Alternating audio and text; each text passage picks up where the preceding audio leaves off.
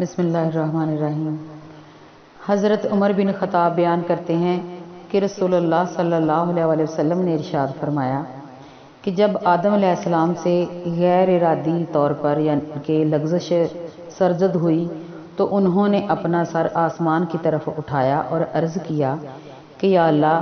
میں تجھ سے تیرے محبوب محمد صلی اللہ علیہ وسلم کے وسیلہ سے سوال کرتا ہوں کہ تو مجھے معاف فرما دے۔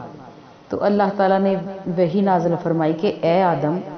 محمد صلی اللہ علیہ وسلم کون ہیں؟ تو حضرت آدم علیہ السلام نے عرض کیا کہ اے مولا، تیرا نام بابرکت ہے کہ جب تو نے مجھے پیدا کیا تو میں نے اپنا سر تیرے عرش کی طرف اٹھایا تو وہاں میں نے